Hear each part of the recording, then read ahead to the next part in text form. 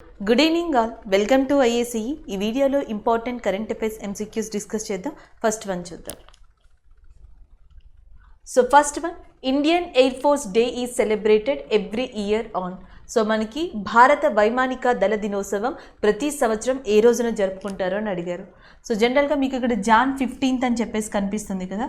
So John 15th అనేది మనకి army day, army దినోత్సవంగా ఉంది. జూలై 26th వచ్చేటప్పటికి కార్గిల్ విజయ్ దివాస్ డే అంటాం కదా. సో కార్గిల్ విజయ్ దివాస్ డే అనేది మనకి జూలై 26గా పరిగణించబడుతుంది.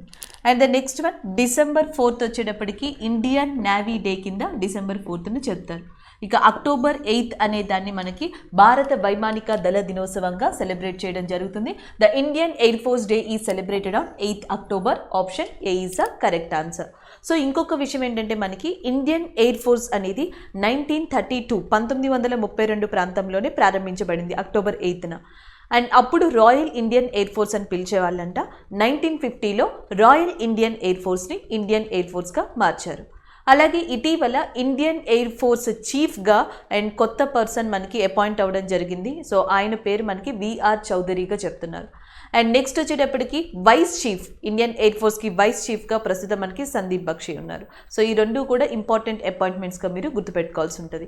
అలాగే ఇండియన్ ఎయిర్ ఫోర్స్ ఇటీవల చేపట్టిన ఆపరేషన్ ఆఫ్ఘనిస్తాన్కి సంబంధించి ఆపరేషన్ దేవీ శక్తి అనేది, ఆపరేషన్ దేవీ శక్తి ద్వారా ఇండియన్ ఎయిర్ ఫోర్స్ కావచ్చు, గవర్నమెంట్ కావచ్చు, ఎవరైతే ఆఫ్ఘనిస్తాన్లో భారతీయులు ఉన్నారో వాళ్ళందరినీ వెనక్కి తీసుకురావడం జరిగింది. నెక్స్ట్ వన్ చూద్దాం. So next current affair, which ministry has recently launched the good Samaritans and scheme. Good Samaritan scheme అనే దాన్ని ఎవరు స్టార్ట్ చేశారు అంటే ఏ మినిస్ట్రీ స్టార్ట్ చేసింది అని అడుగుతుంది. సో యాక్చువల్గా మనకి గుడ్ సమారిటన్స్ పథకం అంటే ఏంటో తెలుసుకోవాలంటే ఇది ఏంటి అనేది మనకి తెలియాలి. ఎవరైతే వాలంటీర్గా ఎమర్జెన్సీ సిచ్యువేషన్లో ఇమీడియట్గా రియాక్ట్ అవుతారో and without any kind of reward are payment expectation, మనం ఏది ఆశించకుండా, తిరిగి ఏది ఆశించకుండా ఇమీడియట్గా ఎమర్జెన్సీ సిచ్యువేషన్లో ఎవరైతే హెల్ప్ చేస్తారో సో అలాంటి వాళ్ళని, అలాంటి కాన్సెప్ట్ని సమారిటన్స్గా పిలుస్తారు. అండ్ ఇవి ఈ టైంలో చాలా అవసరం, ఎందుకంటే భారతదేశంలో చాలామంది ఎక్కువ రోడ్ యాక్సిడెంట్స్కి గురై చనిపోవడం జరుగుతుంది. అండ్ దట్ టు యాక్సిడెంట్ అయినప్పుడు 1 hour లేదా ఆ టైం డ్యూరేషన్ ఏదైతే ఉందో దాన్ని గోల్డెన్ అవర్ అంటారు. సో ఆ టైంలో మనం చేసే ఇమ్మీడియట్ రెస్పాన్స్ కావచ్చు, లేకపోతే సర్వీస్ కావచ్చు, 99% మనిషి బ్రతికే ఛాన్సెస్ ఎక్కువ ఉంటాయి. కానీ చాలామందికి అవగాహన లేకపోవడం వల్ల రిస్క్ ఫ్యాక్టర్స్ ఎక్కువ ఉంటాయేమో అన్న అపోహలతో సో ఇలాంటి వాటిని హెల్ప్ చేయడం లేదా అసిస్ట్ చేయడం మానేస్తున్నారు. సో అందుకని చెప్పేసి వర్డ్స్తో మోటివేట్ అవ్వట్లేదు, ఇలా అవేర్నెస్తో మోటివేట్ అవ్వట్లేదు. కాబట్టి గవర్నమెంట్ ఆఫ్ ఇండియా ఒక పథకం ద్వారా వచ్చింది, దాన్ని గుడ్ సమారిటన్స్ అంటారు. సో ఎవరైతే ఇలాంటి వాటిలో ఇమీడియట్గా రెస్పాండ్ అవుతారో అలాంటి వాళ్ళకి 5,000 రూపీస్ వరకు క్యాష్ అనేది ఇవ్వబడుతుంది. సో సంవత్సరం మొత్తంలో ద బెస్ట్ సమారిటన్స్ని తీసుకొని వాళ్ళకి 1 lakh దాకా క్యాష్ ప్రైజ్ని ఇస్తారు గవర్నమెంట్ ఆఫ్ ఇండియా. ఈ పథకాన్ని 15th October 2021 నుంచి 31st March 2026 5 సంవత్సరాల మధ్యలో సో మనకి గవర్నమెంట్ ఆఫ్ ఇండియా నిర్వహించనుంది. దానికి సంబంధించిన కరెంట్ అఫైర్ ఇది. సో దీనిని ministry of roads and transportation highways, road మరియు రవాణా రహదారుల మంత్రిత్వ శాఖ ఎవరైతే ఉన్నారో సో వాళ్ళ కింద దీనిని నిర్వహిస్తున్నారు. ప్రస్తుతం దీనికి నితిన్ గడ్కరీయే హెడ్గా ఉన్నారు. Nitin Gadkari is a minister of that and roads and transportation of India. Mukhtar Abbas Naqvi minority వ్యవహారాల శాఖ మంత్రిగా ఉన్నారు. సుబ్రహ్మణ్యం జైశంకర్ ఎక్స్టర్నల్ అఫైర్స్ మినిస్టర్గా ఉన్నారు. మినిస్ట్రీ ఆఫ్ కోఆపరేషన్ అనే దానికి మనకి హోంమంత్రి అయిన అమిత్ షా, మనకి ఆయన ఆధ్వర్యంలో ఈ మంత్రిత్వ శాఖ ఉంది. ఎక్స్టర్నల్ అఫైర్స్కి వచ్చేటప్పటికి సుబ్రహ్మణ్యం జైశంకర్ అనే పర్సన్ ఉన్నారు. అలాగే ముక్తార్ అబ్బాస్ నఖ్వీ అనే పర్సన్ ప్రస్తుతం మనకి మైనారిటీ వ్యవహారాల శాఖ మంత్రిగా కూడా ఈయన వ్యవహరించడం జరుగుతుంది. సో అమిత్ షా ఆల్రెడీ మీకు తెలుసు.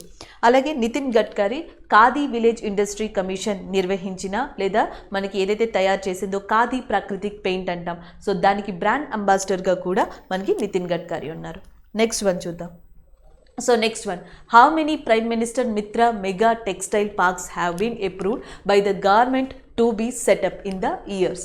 సో జనరల్గా మనకి ఇటీవల క్యాబినెట్ చర్చించిన తర్వాత దాదాపుగా 5 సంవత్సరాల వ్యత్యాసంలో 5 సంవత్సరాల కాల పరిమితితో దాదాపుగా 4,445 కోట్లకి పైగా వెచ్చించి భారతదేశంలోని వివిధ జోన్స్లో, వివిధ సెక్టార్స్లో అండ్ మనకి 7 మెగా టెక్స్టైల్ పార్క్స్ని తీసుకురావాలని నిర్ణయించింది ఇటీవల. సో ఈ మెగా టెక్స్టైల్ పార్క్స్ ఏంటి అంటే ప్రైమ్ మినిస్టర్కి ఒక విజన్ ఉందంట. సో ఆ విజన్ విజన్ని 5F విజన్గా పిలవడం జరుగుతుంది. ఈ 5F విజన్ ఏంటి అంటే ఒకటి వచ్చేటప్పటికి ఫామ్ అనే వర్డ్ వస్తుందండి. సో ఫామ్ తర్వాత నెక్స్ట్ వచ్చేటప్పటికి ఫైబర్ అనే వర్డ్ వస్తుంది. సో ఫైబర్ అనే వర్డ్ వచ్చిన తర్వాత నెక్స్ట్ ఫ్యాక్టరీ అనే వర్డ్ వస్తుంది. సో ఫ్యాక్టరీ అనే వర్డ్ వచ్చిన తర్వాత ఫ్యాషన్ అనే వర్డ్ వస్తుంది. సో ఫ్యాషన్ అనే పదం వచ్చిన తర్వాత ఫారెన్ అనే వర్డ్ వస్తుంది. సో టోటల్గా మీకు 5 పదాలు ఇక్కడ కనిపిస్తాయి, ఇక్కడ చూడొచ్చు. 1 farm and 2 fibre, 3 factory, 4 fashion, 5 foreign కనిపించినాయా? సో ఈ 5ని 5F విజన్గా పిలుస్తారు.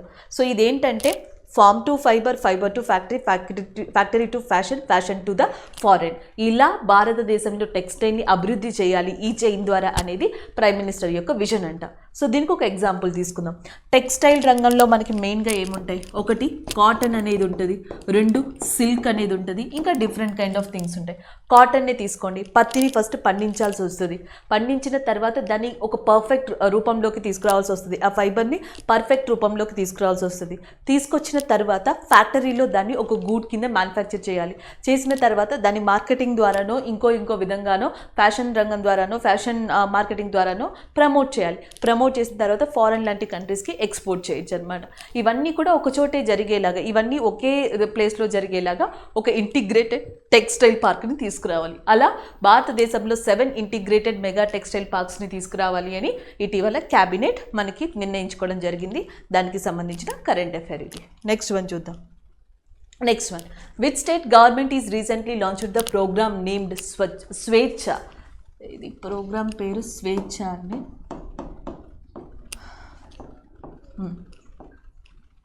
ఓకే, సో స్వేచ్ఛ అనే కార్యక్రమాన్ని ఇటీవల ఎవరు ప్రారంభించారని అడుగుతున్నారు. That is nothing but Andhra Pradesh. Option C is the correct answer. Especially girls కోసం, అంటే అమ్మాయిల కోసం వాళ్ళు ఎలా హైజెనిక్గా ఉండాలి, వాళ్ళకి సంబంధించిన అవేర్నెస్, ఈ మెన్స్ట్రుయేషన్ టైంలో కానీ పీరియడ్స్ టైంలో కానీ ఎట్లా ఉండాలి, దీని మీద అవగాహన లేక అండ్ యాజ్ వెల్ యాజ్ ఈ ప్యాడ్స్ని కానీ శానిటరీ ప్యాడ్స్ని కానీ నాప్కిన్స్ని కానీ కొనుక్కునే ఎఫర్ట్ చేయలేని చాలామంది అమ్మాయిలు ఉన్నారు భారతదేశంలో. దీనివల్ల ఏమవుతుంది అంటే ఎవరో ఏదో అనుకుంటారు అని ఇలాంటి వాటి వల్ల అవేర్నెస్ లేకపోవడం వల్ల, హైజెనిక్గా ఉండకుండా ఉండడం వల్ల తర్వాత చాలామంది భారతదేశంలో 20 to 30% of women's directly or indirectly facing the diseases, దాని రిలేటెడ్ డిసీజెస్ని మనకి సఫర్ అవుతూ ఉన్నారు కూడా. దీనివల్ల ఎంటైర్ ఫ్యామిలీ కూడా ఎఫెక్ట్ అవుతుంది హెల్త్ డిస్టర్బెన్స్ అయితే. సో అందుకని చెప్పేసి ఇప్పుడు ఈ టైం నుంచే కూడా అమ్మాయిని దానికి ముందుగా ప్రిపేర్ చేయాలి, అవేర్నెస్ అనేది కల్పించాలి, హైజెనిక్గా ఉండాలి. అంతేకాకుండా ఎవరైతే ఎఫర్ట్ చేసుకోలేరో ఈ నాప్కిన్స్, శానిటరీ ప్యాడ్స్, ఒక అమ్మాయికి ఒక సంవత్సరానికి 120 నాప్కిన్స్ దాకా ఈ స్వేచ్ఛ అనే పథకం కింద ప్రొవైడ్ చేయబడుతుంది. అది కూడా ఒక ముఖ్యమైన అంశం. ఇలాంటి పథకాన్ని రీసెంట్గా మనకి ఆంధ్రప్రదేశ్ ప్రభుత్వం, ఆంధ్రప్రదేశ్ చీఫ్ మినిస్టర్ అయిన వైఎస్ జగన్మోహన్ రెడ్డి గారు ప్రారంభించారు. దానికి సంబంధించిన కరెంట్ అఫైర్ ఇది. నెక్స్ట్ వన్ చూద్దాం. So next one, what is the name of the world's first movie in orbit. So మనకి ప్రపంచంలోని మొదటిసారిగా కక్షలో తీసిన సినిమా పేరు ఏంటి అని అడుగుతున్నారు. యాక్చువల్గా ఒక రష్యన్ క్రూ ఏం చేసింది అంటే మనకి స్పేస్ ఆర్బిట్లోకి వెళ్ళి అక్కడ ఒక మూవీ లాంటి దాన్ని మనకి క్లిక్ చేయడం జరిగింది, తీయడం జరుగుతుంది. సో దానికి సంబంధించిన పేరు వచ్చేటప్పటికి challenge. Option D is the correct answer. So USA already ఇలాంటి దాన్ని నిర్మించాలనుకుంది. యూఎస్ఏ కన్నా ముందరే రష్యా ఇలాంటి ఆపర్చునిటీని తీసుకురావడం జరిగింది. So next one, which bank has become the first scheduled private sector bank to collect direct and indirect taxes. So ఇక్కడ question ఏంటంటే ప్రత్యక్షంగా మరియు పరోక్షంగా పన్నుల్ని వసూలు చేసిన మొట్టమొదటి షెడ్యూల్ ప్రైవేట్ రంగ బ్యాంకుగా ఏది నిలిచింది అని అడుగుతున్నారు. That is nothing but Kotak Mahindra bank. Option B is the correct answer. So next one, and which state government recently launched mission Vasundhara to streamline land revenue services. So రీసెంట్గా ఒక రాష్ట్రం మిషన్ వసుంధర అనే దాన్ని ప్రారంభించింది. ఇది కూడా ఇక్కడ మీకు ఉంది, భూ ఆదాయ సేవల్ని క్రమబద్ధీకరించడానికి, లైక్ ల్యాండ్ రెవెన్యూకి సంబంధించిన వాటిని లైక్ యాక్సెస్ చేయడానికి, ల్యాండ్ రెవెన్యూకి సంబంధించిన ఇష్యూస్ని సెటిల్ చేయడానికి, ఎస్పెషల్లీ ఇలాంటి సేవల్ని రూరల్ ఏరియాలో ఉన్న ప్రజలు కూడా వినియోగించుకునేలాగా ఇటీవల అస్సాం ప్రభుత్వం ఈ పథకాన్ని తీసుకురావడం జరిగింది. Option A is a correct answer. Assam యొక్క చీఫ్ మినిస్టర్ అయిన హిమాంత్ బిశ్వశర్మ గారి ఆధ్వర్యంలో అస్సాం యొక్క రెవెన్యూ డిజాస్టర్ మేనేజ్మెంట్ మనకి ఈ పథకాన్ని తీసుకురావడం జరిగింది.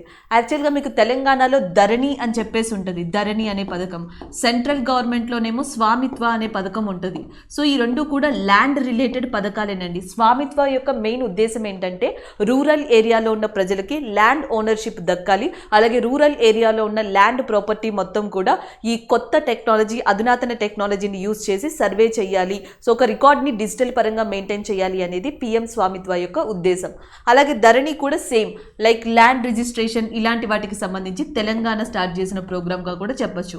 ఇదే తరహాలో ల్యాండ్ రెవెన్యూకి సంబంధించిన ప్రాబ్లమ్స్ని సెటిల్ చేయడానికి కానీ, స్కీమ్స్ని ఇంప్రూవ్ చేయడానికి కానీ, సేవల్ని అందించడానికి కానీ అస్సాం ప్రభుత్వం ఇటీవల మనకి బసుంధర అనే ప్రోగ్రామ్ని, మిషన్ బసుంధర అనే దాన్ని తీసుకొచ్చింది. Option A is the correct answer. Next one, according to the report titled Status of Coral Reefs of the World 2020, what percentage of the world's coral reefs has been wiped out by global warming from 2009 to 2018? So recent గా coral reefs పగడపు దిబ్బలు అంటాం. So వాటికి సంబంధించిన ఒక report వచ్చింది. ఆ report ప్రకారం ఏంటంటే 2009 నుంచి 2018 మధ్యలో దాదాపుగా మనకి గ్లోబల్ వార్మింగ్, అత్యధిక ఉష్ణోగ్రత వల్ల ఎంత కోరల్ రీఫ్స్ ప్రపంచవ్యాప్తంగా దెబ్బతిన్నాయి అని అడుగుతున్నారు.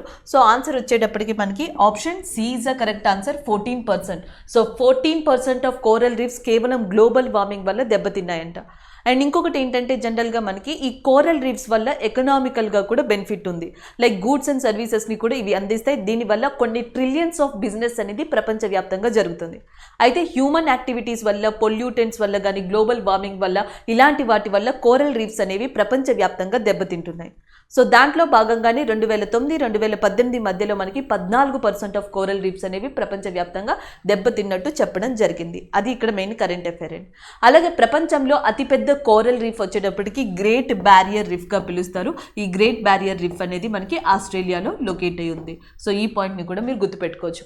భారతదేశంలోని అండమాన్ అండ్ నికోబార్ దగ్గర కానీ, లక్షద్వీప్ ఐలాండ్స్ దగ్గర కానీ, గల్ఫ్ ఆఫ్ మన్నార్ దగ్గర కానీ మనకి ఈ కోరల్ రీఫ్స్ అనేవి అత్యధికంగా కనిపిస్తాయి. రీసెంట్గా స్నోఫ్లేక్ కోరల్ రీఫ్ అనే దాన్ని కన్యాకుమారి కోవలంకి దగ్గరలో ఒక గ్రూప్ ఆఫ్ శాస్త్రవేత్తలు భారతదేశంలో కనుక్కోవడం జరిగింది. అండ్ ద నెక్స్ట్ వన్ చూద్దాం. And who has been recently appointed as a brand ambassador of Fire Boltt. So Fire Boltt అనే దానికి రీసెంట్గా బ్రాండ్ అంబాసిడర్గా ఎవరు అపాయింట్ అయ్యారో అని అడుగుతున్నారు. That is nothing but Virat Kohli. Option A is the correct answer.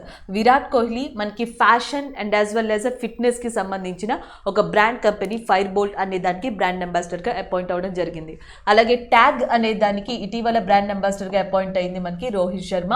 And next MS Dhoni Kaveri hospitals కానీ, home lane లాంటి వాటికి కానీ బ్రాండ్ అంబాసిడర్ గా అపాయింట్ అయ్యారు. అలాగే యుఏఈ ఒమన్లో జరుగుతున్న మ్యాచెస్కి ఇండియన్ క్రికెట్ టీమ్కి మెంటార్గా కూడా ఎంఎస్ ధోని వ్యవహరించనున్నారు. And the next one, and what was the profession of Arvind Trivedi who has passed away recently. Ramayana అనే సీరియల్ ద్వారా సో చాలామంది అందులో నటించిన వాళ్ళు భారతదేశంలోని ప్రజలకి దగ్గరయ్యారని చెప్పొచ్చు. రామాయణంలోనే వన్ ఆఫ్ ద హైలైట్ క్యారెక్టర్గా చెప్పుకునే రావణ. సో ఈ రామాయణ సీరియల్లోనే రావణ అనే క్యారెక్టర్తో మనకి అరవింద్ త్రివేది గారు చాలా పాపులర్ అయ్యారు భారతదేశంలో. అంతేకాదు ఆయన మధ్యప్రదేశ్ నుంచి గుజరాత్ యొక్క నియోజకవర్గం నుంచి ఎంపీగా కూడా పార్లమెంట్లో రిప్రజెంట్ చేశారు 1990s ఆ టైంలో. సో అలాంటి పర్సన్ రీసెంట్గా చనిపోయారు. ఆయన ముఖ్యంగా ఆర్టిస్ట్ అండి, యాక్టర్ కాబట్టి option C is the correct answer. Actor ఇచ్చి నెక్స్ట్ వచ్చేటప్పటికి పొలిటికల్ లీడర్ అలా ఇస్తే బోత్ ఆర్ కరెక్ట్. ఎందుకంటే ఆయన ఎంపీగా కూడా వ్యవహరించారు, యాక్టర్గా కూడా వ్యవహరించారు. మెయిన్ ప్రొఫెషన్ అయితే మాత్రం ఆయనది యాక్టింగ్ అనమాట. నెక్స్ట్ వన్ చూద్దాం. Next one, what is the minimum net owned fund requirement for a company to operate as an asset reconstruction company? So మనకి అసెట్ రీకన్స్ట్రక్షన్ కంపెనీగా పని చెయ్యాలి అంటే సర్ఫేసీ యాక్ట్ సెక్షన్ 3 ప్రకారం సో మనకి ఒక కంపెనీ కనీస నికర యాజమాన్య నిధులు ఎంత ఉండాలి అంటే 2 కోట్ల దాకా ఉండాలి. Option B is the correct answer. So మనకి ఒక కంపెనీ అనేది అసెట్ రీకన్స్ట్రక్షన్ కంపెనీ కింద ఉండాలంటే 2 కోట్ల దాకా ఉండాల్సి ఉంటుంది. అసెట్ రీకన్స్ట్రక్షన్ కంపెనీస్ ఏంటంటే సాధారణంగా బ్యాంక్స్ ఏం చేస్తాయంటే చాలా మందికి లోన్స్ ఇస్తూ ఉంటాయి, పర్సనల్ లోన్స్ అని, హోమ్ లోన్స్ అని ఇట్లా. సో సెర్టైన్ పీరియడ్లో కనుక ఆ లోన్స్ని వాళ్ళు కట్టకపోతే సో అవన్నీ కూడా ఎన్పిఏలోకి వెళ్తాయి, నాన్ పర్ఫార్మింగ్ అసెట్స్లోకి వెళ్తాయి. సో ఇలాంటి వాటిని ఇక్కడి నుంచి ఈ ఎన్పిఎస్ దగ్గర నుంచి ఏవైతే మనీని మనకి తిరిగి తీసుకురావడం జరుగుతుందో, మనీని రికవర్ చేయడం జరుగుతుందో అలాంటి వాటిని అసెట్ రీకన్స్ట్రక్షన్ కంపెనీస్గా చెప్పచ్చు. సో భారతదేశంలో వన్ ఆఫ్ ద కంపెనీగా national asset reconstruction company limited అని చెప్పేసి ఉంది. సో ఈ నేషనల్ అసెట్ రీకన్స్ట్రక్షన్ కంపెనీ లిమిటెడ్కి ఇటీవల ఆర్బీఐ ఏం చేసింది అంటే లైసెన్స్ ఇవ్వడం జరిగింది. అది కూడా ఈ నామ్స్ని, ఈ క్రైటీరియాని అది మీట్ అయినందువల్ల సర్ఫేజీ యాక్ట్ 2002 ప్రకారం RBI national asset reconstruction company limited అనే దానికి ఇటీవల లైసెన్స్ని కూడా జారీ చేయడం జరిగింది. నెక్స్ట్ వన్ చూద్దాం. Who among the following is not a recipient of 2021 global leadership humanitarian award presented by US India business council, so business corporation USIBC అనేది మనకి 2021 హ్యుమానిటేరియన్ గ్లోబల్ అవార్డుని ఇచ్చింది. ముగ్గురికి ఇవ్వడం జరిగింది. అయితే ఇందులో ఎవరికి ఇవ్వలేదు అని అడుగుతున్నారు, that is Sundar Pichai.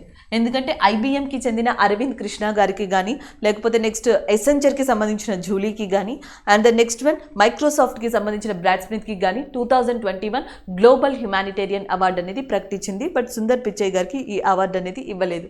So next question, which bank has been awarded with 2 national awards, namely Atal pension Yojana big believers award and leadership capital by pension fund regulatory development authority. Pension fund regulatory development authority ఇటీవల leadership capital award అనేదాన్ని Atal pension Yojana big believers అవార్డ్ని ఎవరికి ఇచ్చింది అని అడుగుతుంది. So answer వచ్చేటప్పటికి option C is the correct answer.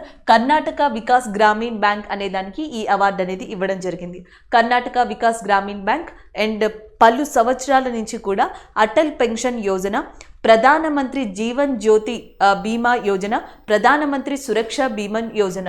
So ఒకటి వచ్చేటప్పటికి ప్రధానమంత్రి సురక్ష బీమా యోజన, ఇంకొకటి ప్రధానమంత్రి జీవన్ జ్యోతి బీమా యోజన, అండ్ ఇంకొకటి వచ్చేటప్పటికి అటల్ పెన్షన్ యోజన లాంటి పథకాలలో అత్యధికంగా కృషి చేస్తూ వస్తుంది.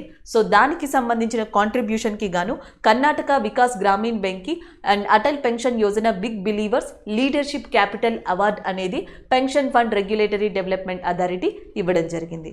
సో నెక్స్ట్ వన్ వచ్చేటప్పటికి మనకి Pa Gesol belongs to that which sport. Pa Gesol అనే పర్సన్ స్పానిష్ ప్లేయర్ అండి. ఇటీవల ఇంటర్నేషనల్ బాస్కెట్బాల్ అనే దానికి ఆయన రిటైర్మెంట్ ప్రకటించారు. Is a basketball player. Option B is the correct answer. 23 years గల గ్యాసోల్ ఇటీవలే మనకి చాలా టైటిల్స్ని గెలుచుకున్నారు. లైక్ వరల్డ్ ఛాంపియన్షిప్ని గెలుచుకోవడం జరిగింది, స్పానిష్ టీంతో పాటు యూరోపియన్ టైటిల్స్ని గెలుచుకున్నారు. అలాంటి పర్సన్ అండ్ రీసెంట్గా ఇంటర్నేషనల్ బాస్కెట్బాల్ ఛాంపియన్షిప్ లేదా క్రీడలకి ఆయన రిటైర్మెంట్ని ప్రకటించడం జరిగింది. And the next one, who has recently taken charge as a chairman of Paradip Port. So Paradip port అనే దానికి రీసెంట్గా చైర్మన్గా ఎవరు ఎంపికయ్యారని అడుగుతున్నారు. పిఎల్ హరానాథ్ అనే పర్సన్ చైర్మన్గా ఎంపిక కావడం జరిగింది. పారాదీప్ పోర్ట్ ట్రస్ట్ అనేది, పారాదీప్ పోర్ట్ అనేది ఉత్కల్ కోస్టల్ ఏరియా ఒడిస్సా కేంద్రంగా ఉంది. దీని యొక్క అఫీషియల్ వర్కింగ్ అనేది 1966లో స్టార్ట్ చేసింది. దీంట్లో ఉన్న అడ్వాంటేజ్ ఏంటంటే ఆసియా, ఆగ్నేయాసియా లాంటి కంట్రీస్కి భారతదేశం తరపున ట్రేడ్ అనేది ఇది చేయడానికి వెసులుబాటుని కల్పిస్తుంది. లైక్ అల్యూమినియం, ఐరన్ ఓర్ లాంటి వాటిని, కెమికల్ ఫెర్టిలైజర్స్ లాంటి వాటిని ఎక్స్పోర్ట్ ఇంపోర్ట్ చేయడానికి ఈ పోర్ట్ అనేది యూజ్ అవుతుంది. అలాగే బే ఆఫ్ బెంగాల్ కేంద్రంగా ఏర్పడే అత్యధికమైన సైక్లోన్స్ కూడా మనకి ఒడిస్సాలోని పారాదీప్ పోర్ట్ని తాకుతాయి. అందుకే భారతదేశంలోని సూపర్ సైక్లోన్స్ ధాటికి తట్టుకునే లేదా దాటికి ఎఫెక్ట్ అయ్యే వన్ ఆఫ్ ద ప్లేస్గా పారాదీప్ పోర్ట్ని చెప్పడం జరుగుతుంది. ఈ సంవత్సరం ఏర్పడిన యాస్ లాంటి సైక్లోన్స్ కూడా పారాదీప్ పోర్ట్ని హిట్ చేశాయి. అలాంటి పారాదీప్ పోర్ట్ ట్రస్ట్కి సంబంధించి చైర్మన్గా, నూతన చైర్మన్గా పిఎల్ హరానాథ్ అనే పర్సన్ అపాయింట్ అవ్వడం జరిగింది. So next one, who has been appointed as the new administrator of Srei infrastructure finance limited and Srei equipment finance limited. So మనకి ఇన్ఫ్రాస్ట్రక్చర్ అండ్ ఎక్విప్మెంట్ సెఫెల్ అండ్ సీఫెల్ అనే దానికి ఎవరు అపాయింట్ అయ్యారు అని అడుగుతున్నారు. సో ఆన్సర్ వచ్చేటప్పటికి Ranjit Sharma. Option D is the correct answer. Thank you.